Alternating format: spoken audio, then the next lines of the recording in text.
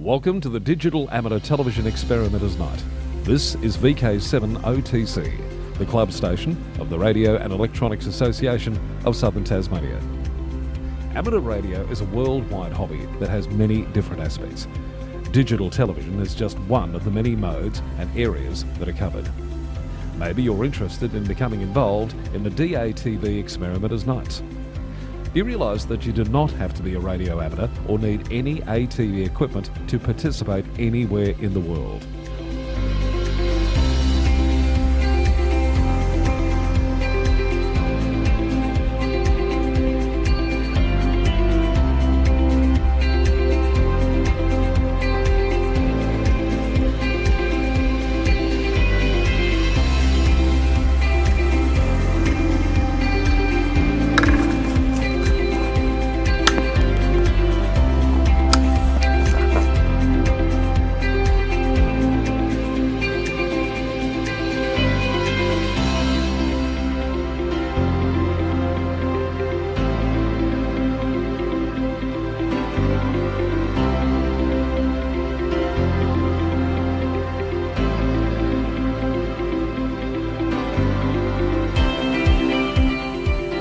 Also participate in the night by coming up to the Queen's Domain club rooms. Yes, right on top of the Queen's Domain in the heritage-listed Coast Wireless Station.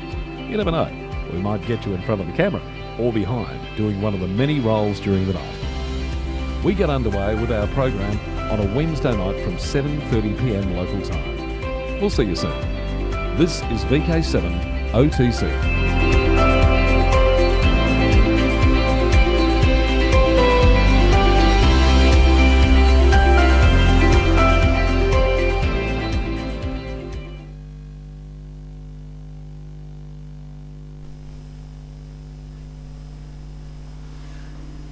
Okay, this is VK7 OTC, the club station of the Radio and Electronics Association of Southern Tasmania, with our DATV Experimenters Night for well, we're nearly at the end of August into spring, so looking forward to that. And just a reminder to people, they can call in on range of mediums. DMR talk group 3807. Via DMR, and that we're listening on that channel. We're also listening on repeater 2, 146-700, and also the YouTube chat channel. So if you want to leave some comments or questions or things on the YouTube chat channel, then by all means, please let us know you're there as well. I usually see after the event that there are a number of people watching on the YouTube channel, but they seem to be the silent majority. So it'd be great to get some comments from you. So an update on quick update on the Remembrance Day logs. The logs are flowing in. And thanks to Steve VK700, who has been giving us a bit of an update, regular update, which is fantastic.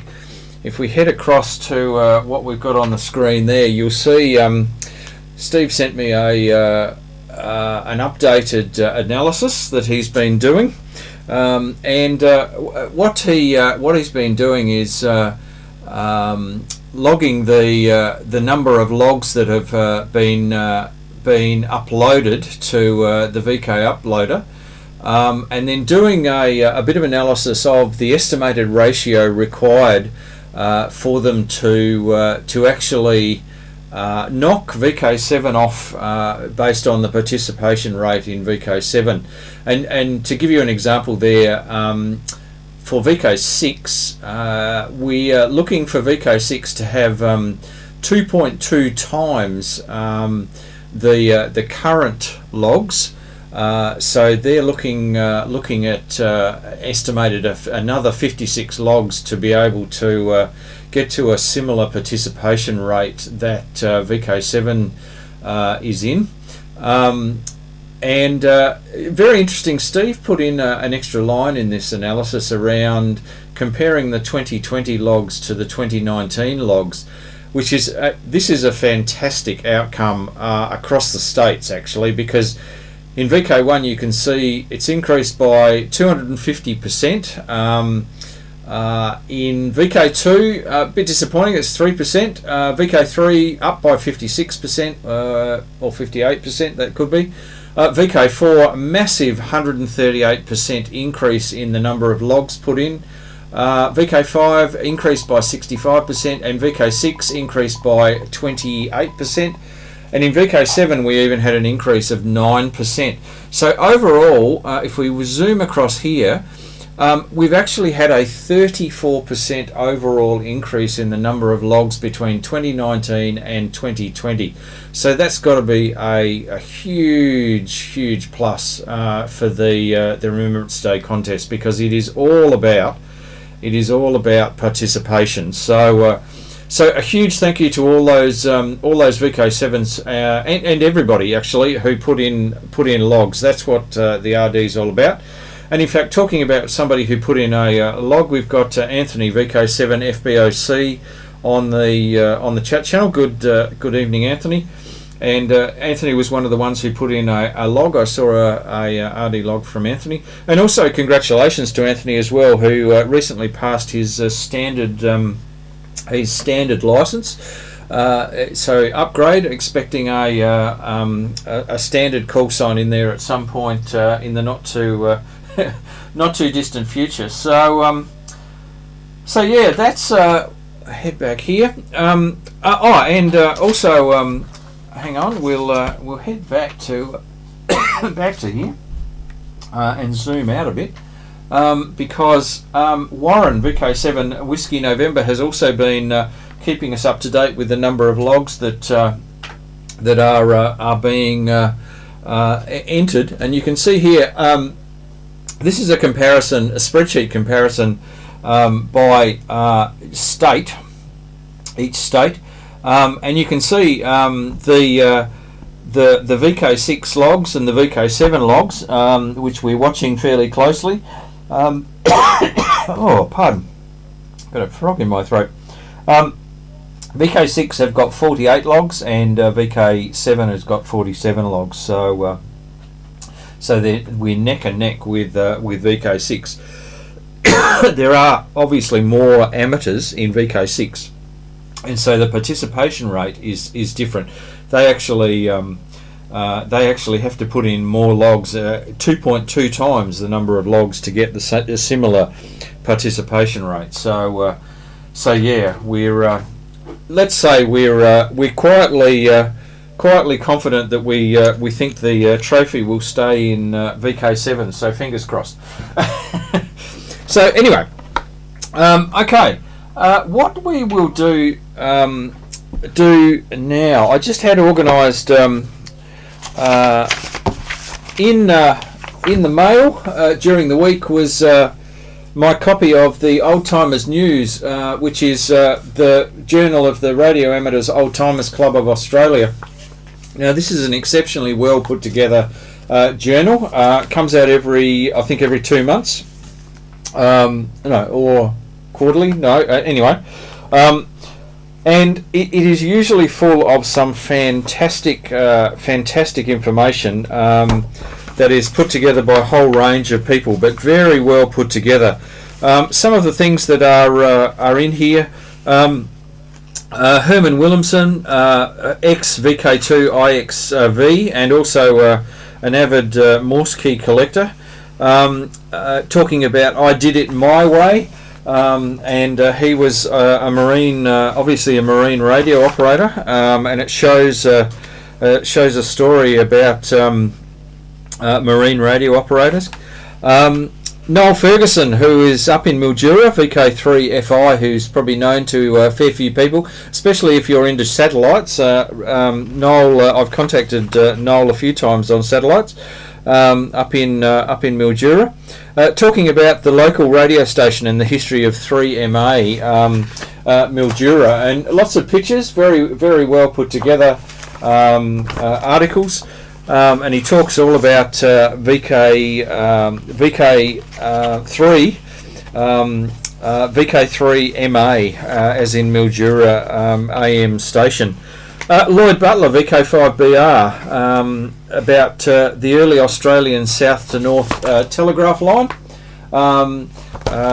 Sir Charles Todd, and the engineering feat of getting a telegraph line from Adelaide to Darwin. And in fact, I've been to a number of those telegraph repeater stations along that line in my travels around South Australia and the Northern Territory. So, and well worth a trip if you're into telegraphy history at Alice's Spring, not Alice, which happens to be at Alice Springs, but Alice's Spring, which is what it was named after, and there is a wonderful telegraph station up there where lots of exhibits and lots of things going on. The Ongoing Mystery of the Strap Key by Herman Williamson again. Clive Willis, VK6CSW, who you hear on the broadcast, who is actually usually advertises the OTN news, which happens every month, and is broadcast around VK7 thanks to Peter, VK7PD. Lloyd Butler again, the Haleakala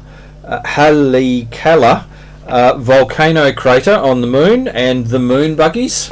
So an interesting little article there. Kevin Parsons, VK2JS, early air navigation aids and communications, and he goes through some of those. So very interesting, quite a large article actually. And then there are unfortunately quite a number of obituaries in here, which is always unfortunate. And Ian Coates, VK5ZIC, The Busy Life of Ron Coates, VK5RV. So very interesting article about his service. Banana Boats, again by Herman Williamson, and the radio room and operating maritime on those particular ships. Early continuous wave transmitters, but again by Clive, VK6CSW, and the goes through the Alexanderson's basic circuit. The Alexanderson transmitter, of course, there's a very famous one in I think it's Sweden, that they fire up once or twice a year at 17, I think it's 17 point something kilohertz. So very interesting. So some history behind that. Making the Never Safe by Herman Williamson again, and of course the Reverend John Flynn and Alf Traeger, who came up with the pedal radio that was incredibly popular. You can see there the pedal generator that would, and there's Alf Traeger sitting there pedaling away. You can see pedaling away, and one of his Outback radios as well. So a very famous VK5 in that photo was taken in 1928, and the Traeger Morse typewriter. Anyway, absolutely fantastic magazine and journal, and very well worth being a member of the Radio Amateurs of Old Timers Club of Australia. If you're licensed for 25 years or more, you can become a full member. And if you're less than that, then you become an associate member until you get to 25. So I think that's the arrangement there. But well worth it, and full of some fantastic information.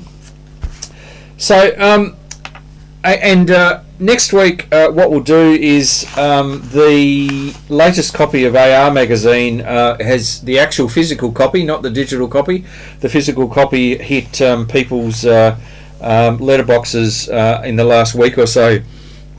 So we're going to go through that as well. So what I was going to do, there was a bit of interest last week shown by the NanoVNA-H that I went through. What I was going to do was I'll space out a few little articles around the NanoVNA over the next few weeks. What I was going to do tonight was just focus on calibration. And there's lots of articles out there. There's lots of interesting and a little bit of questionable information out there on various YouTube channels about calibration and bits and pieces and why you need it and when you do it and all of this sort of stuff. So what I thought I'd do is just focus on why we need to calibrate the NanoVNA. And we'll go through how you actually do it and when you need to do it. So probably the interesting thing here, and this is picked up by there's a video in the videos that I'll play after this for our RF viewers. There's a video by Whiskey 2 Alpha Echo Whiskey, who's Alan Woolk. He produces a great set of videos, huge number of videos on all sorts of topics, and he's got a whole lot on his YouTube channel right at the moment around the NanoVNA and the proper use of the NanoVNA. So really worth having a look at his videos, and they're usually short little videos, only 9 or 10 minutes long, but it goes through all the different aspects. So the things that Alan goes through in that video, and I'll just reiterate the key points of it, is why do you need to calibrate whenever you try and measure using a vector network analyzer? And it doesn't necessarily need to be a NanoVNA. It can just be a normal vector network analyzer if you can afford a normal vector network analyzer, because they're usually fairly expensive items. But one of the key things is the dynamic range, that the very nature of it being a vector network analyzer, it needs a huge dynamic range, and so very small changes can make quite a big difference to measurements. So one of the key things is you always have to, if you change the frequency, if you change your connecting cables, if you change the device under test, any time that you do those things, you need to recalibrate your VNA to make sure that it is actually only measuring what you're wanting it to measure. And the key thing is, that's one of the reasons, is the huge dynamic range. The other one is to null out any phase measurement issues. So you know, the NanoVNA-H comes with a couple of SMA leads.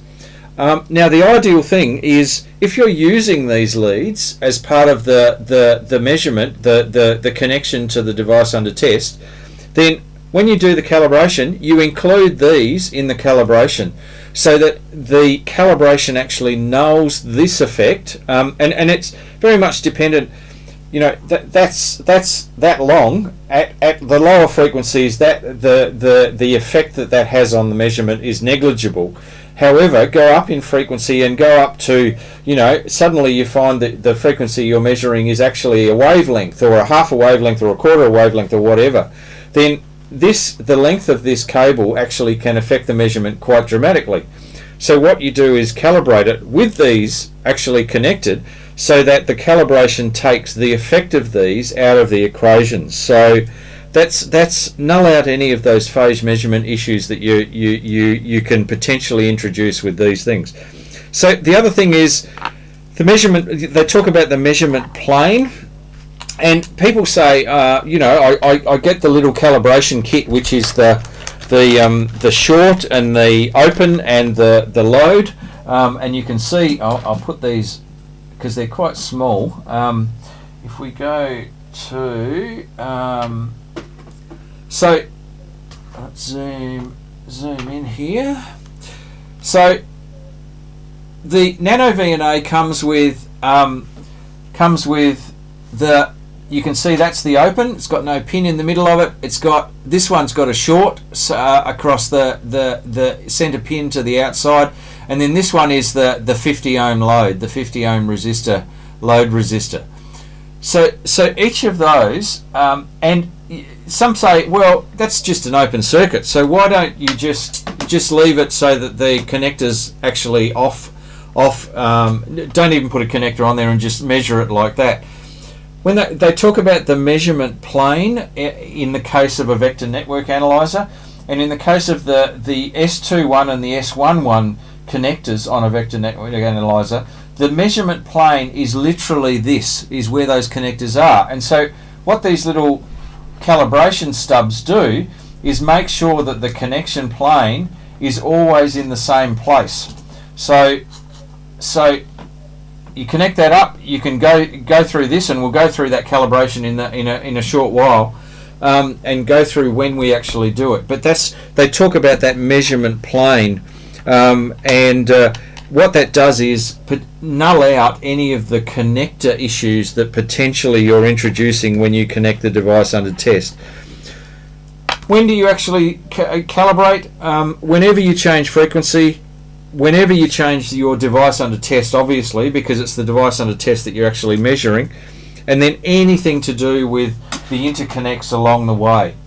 So we'll go through a measure how you calibrate a NanoVNA, and we'll see how we go here. So what we've got is, and I pointed out the other day that the NanoVNA-H comes with a wonderful little cord and a guitar plectrum, so you don't have to rely on your big fingers. So let's say we're measuring SWR on an antenna. So fantastic. What we do is go into our main menu here, and you can see there is a calibration. So the very first thing when we go into calibrate is reset. Now what reset does is take away any of the current calibration measurements that are in the system. Now one of the things that I probably should have pointed out before is over here on this side. When it's calibrated, you'll see a whole lot of letters come up here as to which of the elements of calibration have actually been done, and it sits there telling you that those calibrations have been done for the particular device under test and for the particular interconnects. So the first thing you do before you calibrate is go in and say reset, then we go into calibrate. And the order here is the order that you go through for calibration. So the very first one up the top here is open. So let's go, we've got our open stub, we'll connect that up, and all we do is click open, and you'll see it goes into reverse. The next thing it's telling us is the next one is short. So oh, pardon, we'll put on the short calibration stub, click short, and you can see it goes into reverse, and then it's telling us the next one we need is the load. So okay, let's go and put the 50 ohm load on here and go load, okay. It just skipped there. Now if you're doing SWR, so you're doing a single end measurement with the S11 port, that's as much as you need to do. Literally you go in here and go done, and you can save that off, and there are 5 settings that you can save it off to. So let's go save, and you'll notice we might need to zoom in here a little bit, but you'll notice there, there's a little DX come up on here telling you that that's the current calibration that you have loaded into the system. So at this stage we can go, now let's go in here, go back.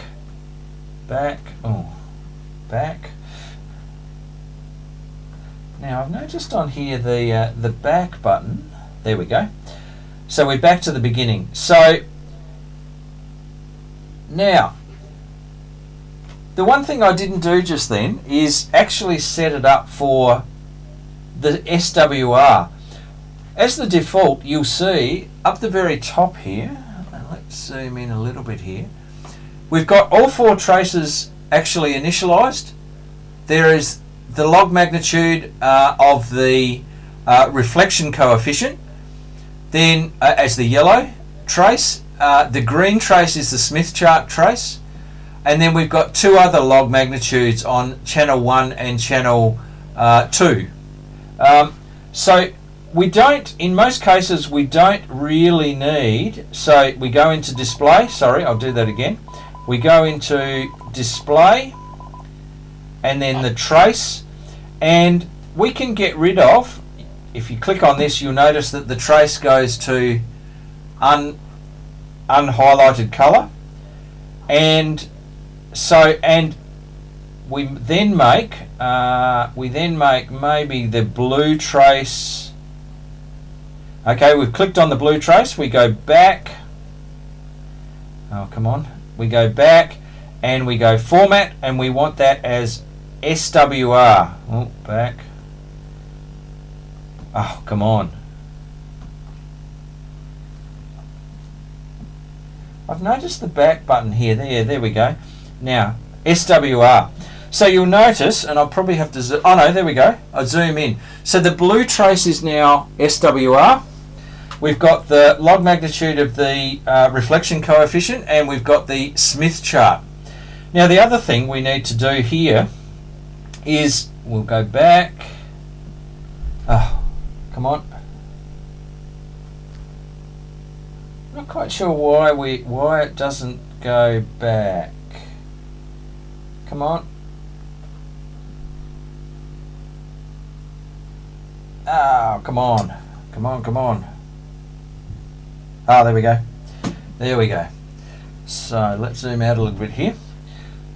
So the next thing we need to do is set the oh, come on.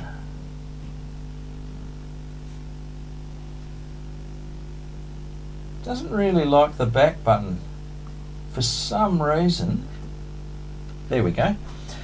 So the next thing we need to set, we're wanting to measure SWR. The next thing we set is the frequency. So we start, now let's say we're measuring a 70 centimeter antenna. So we'll go from, say, 400 megs, and the stop 400 to 500 megahertz. So we've set, you can see down here, it's 400 and 500. Now we've set what we want to measure, which is SWR. We've set the frequency, and we've set the, come on.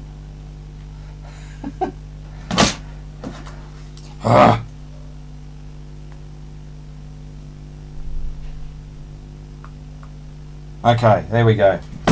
So now we do a calibration, and if we're measuring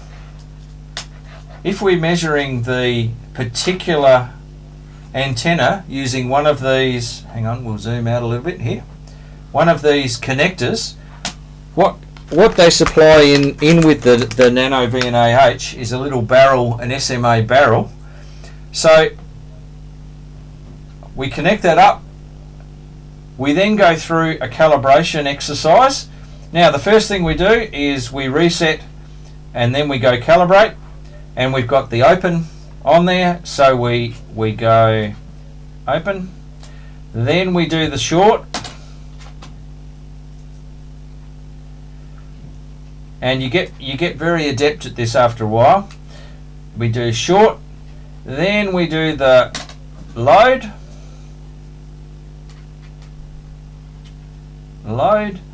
and we're done. That's all we need to do for SWR. So we're done.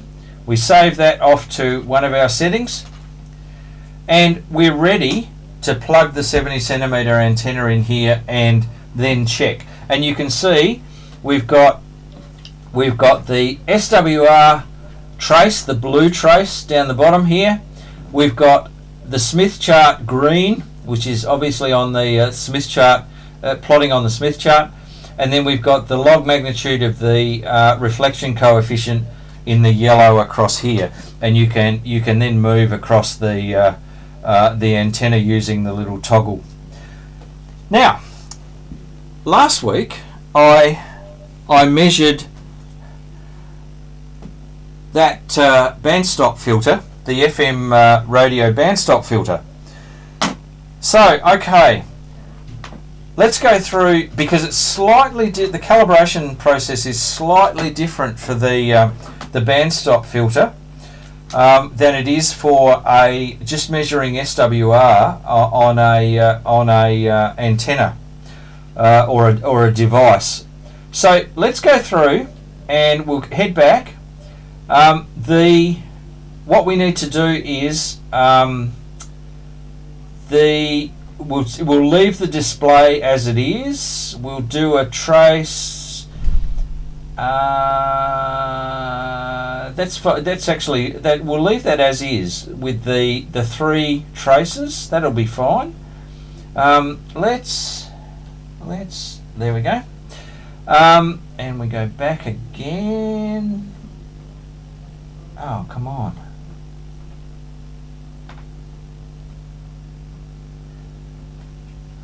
I might look up as to whether there's an issue with the back button on this particular firmware level.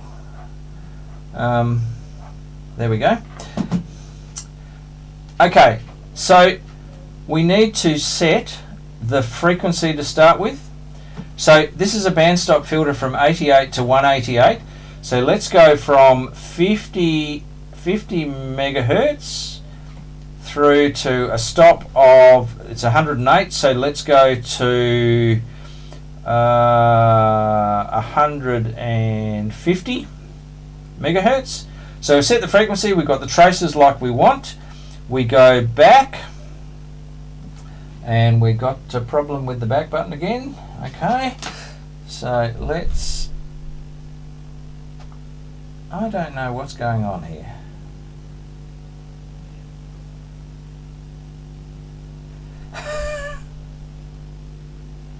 Yeah, come on.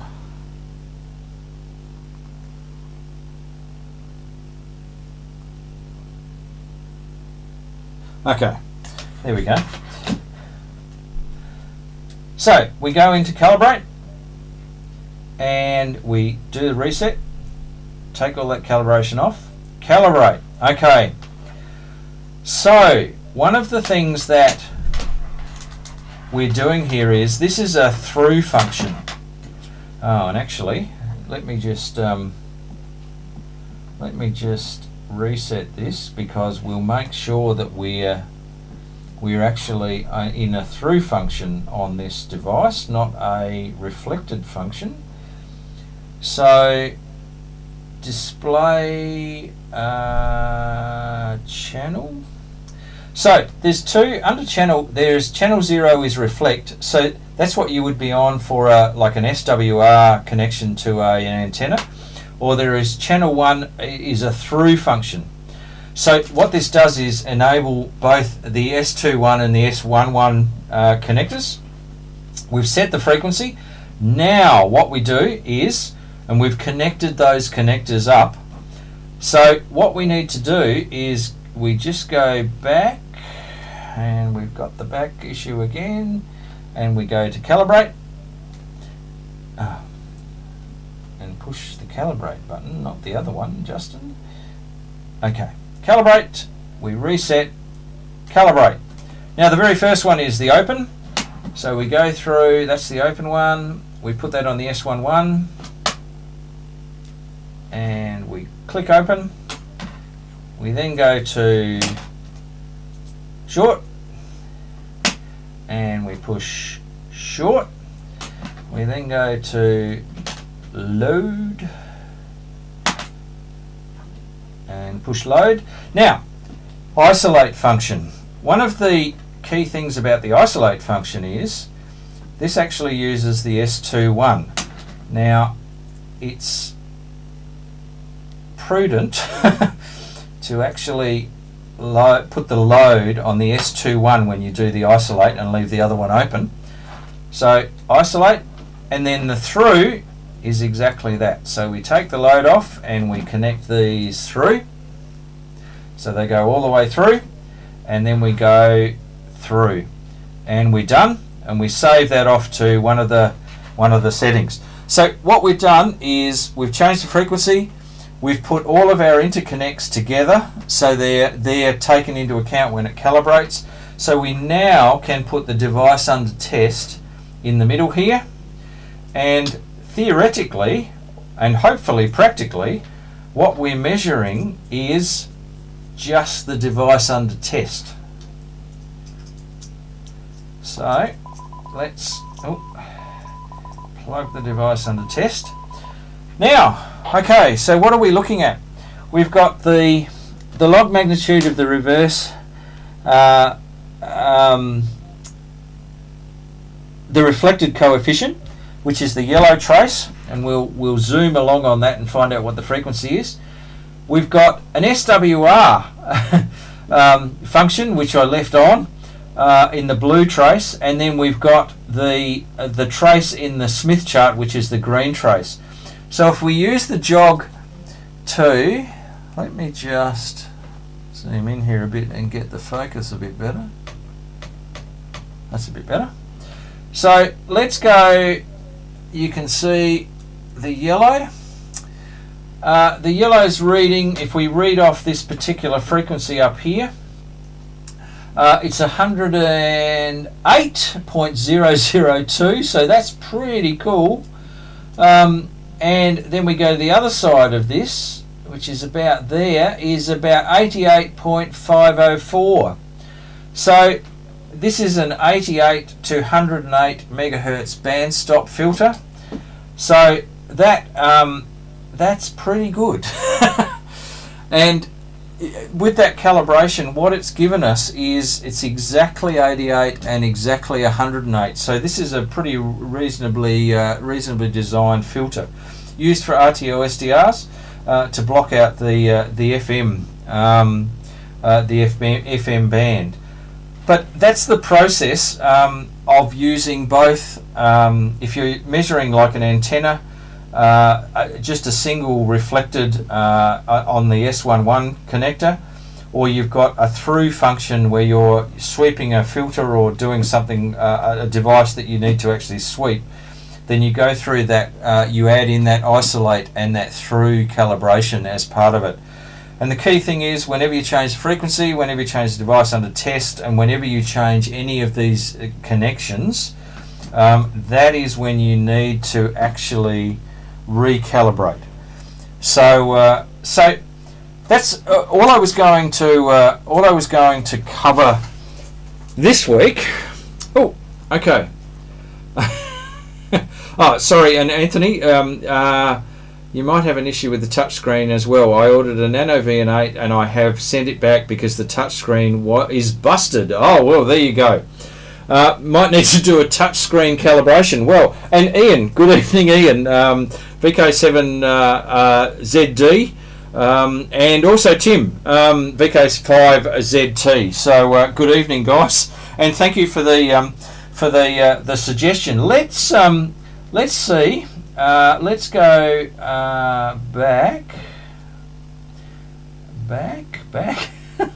If I can get it to go back, just oh, come on. You can do it. There we go. So now calibrate. No, it's not under the calibrate menu, is it? It's under the config menu. That's what it is. Config. Come on. Let me get it. It is that bottom. It is that bottom button that is the issue here. So oh, come on. This is getting painful. Come on. Ah, there we go. Okay. So under that config menu, you've got a few options here, which is touch calibrate, touch test, etc. So let's do a touch calibrate. So it says touch upper left corner. So, and touch lower right corner. The touch test is touch and drag the panel. So that's not bad. There we go. And let's go to, yeah, well, there you go. So Ian, thank you very much. I should have done the touch test calibration to start with, but that's now giving me a much better yes, a much better there you go, a much better response rate. So anyway, I'll just I'll head back to the camera. So that's what I was going to cover tonight, and also there's a little about 10-minute video from Alan Whiskey 2 Alpha Echo Whiskey as well, just reiterating that, and he does an antenna test, so you can see that, just reinforce that. But I'll go through a few other tests that you can do. I was actually thinking about next time doing a time domain reflectometer test, which is available on the NanoVNA-H. So you can check your coax. You can actually put the velocity factor in and then work out whether you've got a decent piece of coax, and also what the length of it is if you don't know what that length of it is, and all sorts of very nice little features that you can do with the NanoVNA. So I was going to do one of those probably each time we have a session, so that you get a bit of a feel for what the NanoVNA can actually do. But fantastic little item, and for what it can do and the price, I'm really impressed, really impressed with them. So we'll go through a few more of the functions over the coming weeks. So just a reminder also, tomorrow night we actually have a joint Zoom session with the Hobart Hackerspace. We're actually having a joint club Zoom session with them, where their club members come along and our club members come along, and we each do a little presentation on we do it on amateur radio, they do it on the Hackerspace. So we've come up with a little presentation, little PowerPoint, death by PowerPoint, on what's going on in amateur radio in 2020, and also what the club gets up to. So all of these pictures, we've been able to pull in pictures from different club activities, and it follows with ARIS and satellites and Earth, Moon, Earth, so moon bounce, the weak signal, narrowband digital modes, microwave experimentation, the optical stuff that we've been doing, contesting a SOTA, digital modes, software-defined radio, computer-generated modes, experimentation, DATV, of course, couldn't be complete without that. Our Science Week activities, our repeaters and beacons, all about licensing, so people can get an idea about how to be licensed, and then also obviously our club socials and the meetings that we hold in the club. So that's tomorrow night. The invitation went out a day or so ago, I think, to all club members, so they're very welcome to be part of the Zoom, and you can find out all about the Hobart Hackerspace, and also about find out about hopefully other things that you are going on in the club that you may not be aware of. So that happens tomorrow night. Then on Friday night, it's a week of amateur radio this week. On Friday night, we've got the DATV QSO party. So the QSO party is put on by Peter Cousins, VK3BFG in Melbourne, in lockdown Melbourne. So this is a good lockdown activity for Melbourne. But and on Friday night, it includes us. It includes Tony Bedelf up in Ulverston. It includes some guys from VK4, VK2, VK3. VK5, the Top of the Golf ATV guys from VK5. And I'm not sure whether there's anybody from VK6, but I wouldn't be surprised if there isn't. And it's the QSO party, so we basically go around to each DATV area, and they do a little bit of an expose on what they get up to in ATV. Then on the Saturday morning, now that gets, before I go on, that gets broadcast on the British Amateur Television Club's streaming site.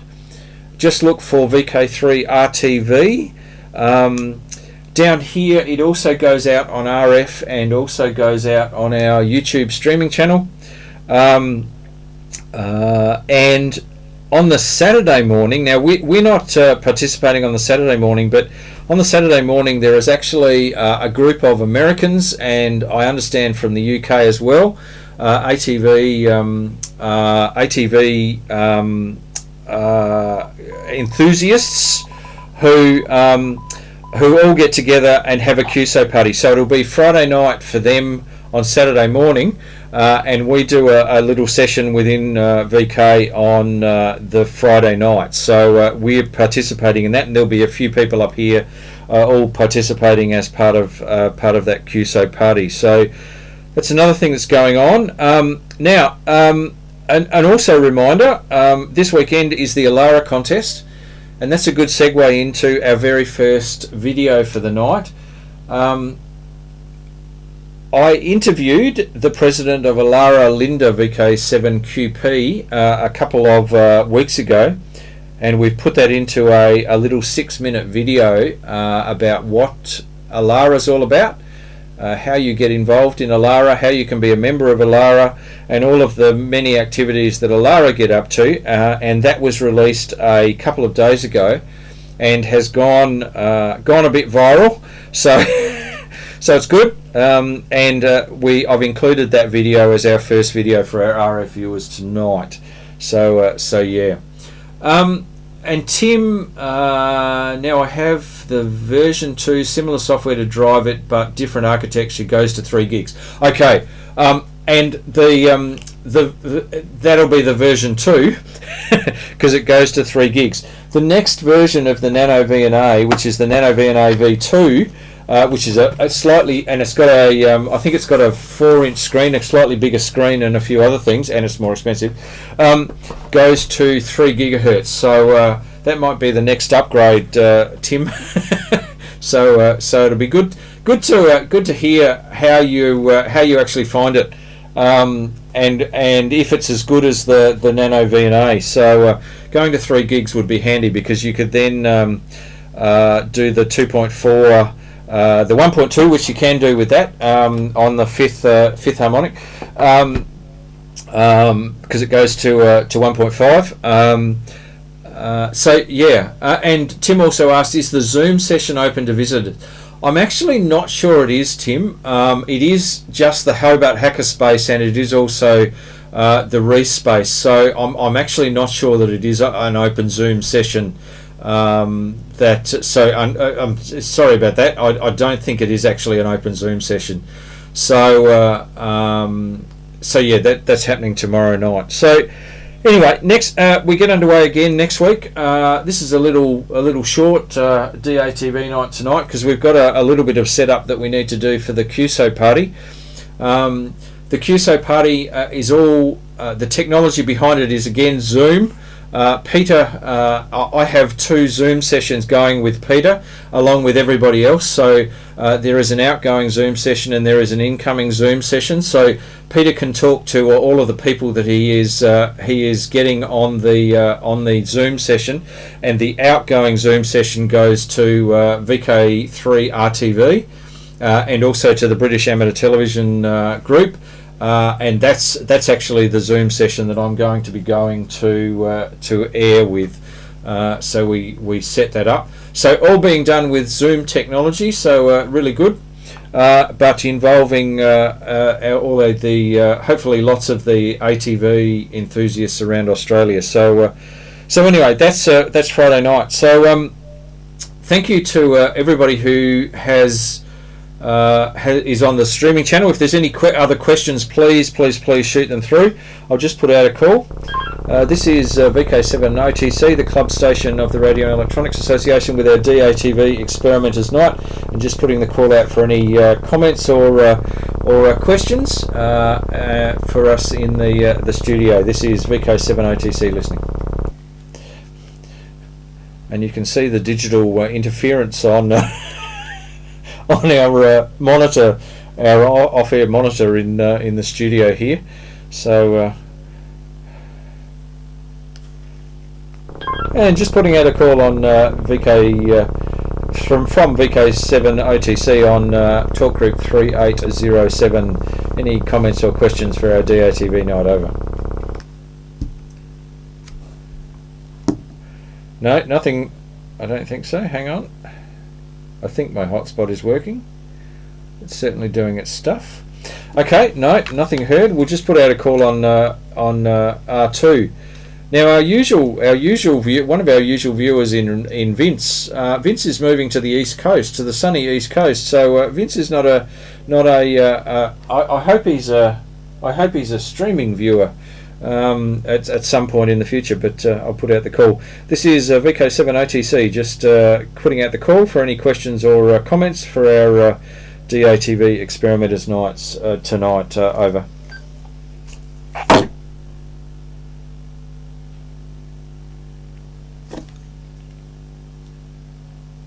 This is VK7OTC, just putting out a call for any comments or questions or otherwise for our DATV night. No, nothing heard. Okay, we'll call it quits at that, and we'll be back next week with another episode in our NanoVNA series. God, I've forgotten altogether. A little box arrived this morning from Element 14. I just thought I'd bring it along because these things look just like stock standard transistors, TO3 transistors. A 2N5686, and before anybody looks it up, I came across these transistors back in the 1980s when I was working for a company in South Australia, an electronics company in South Australia.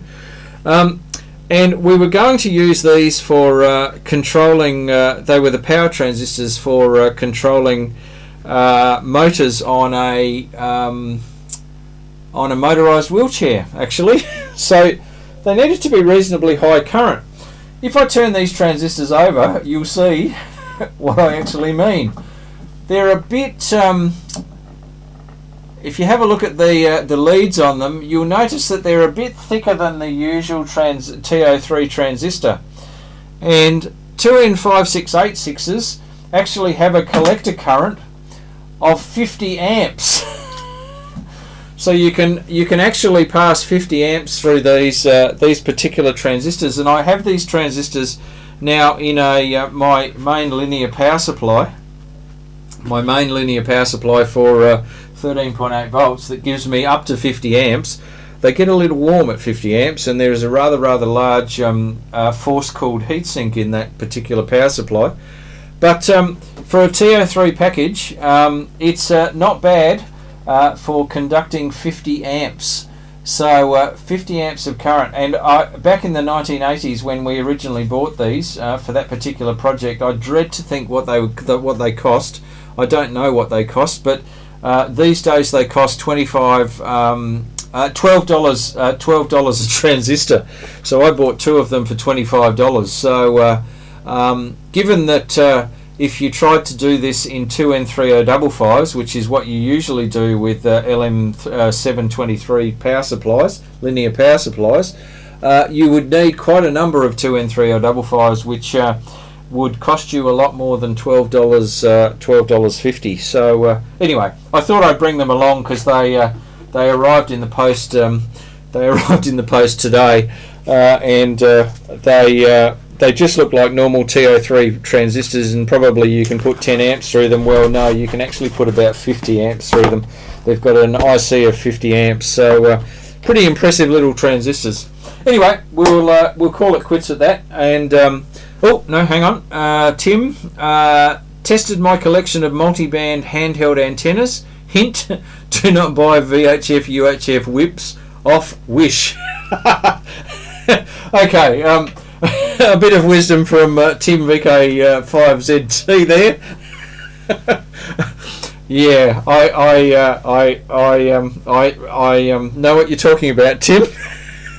In fact, the whips on some handhelds, I'm not quite sure what they were trying to do, or I think it was more about limiting the openness of the front end of the receiver rather than anything else. But anyway, no, good stuff. Thank you. So thanks to Tim, to Ian, and also Anthony there who have put in some comments. So we'll call it quits at that. And 73 to All on Frequency.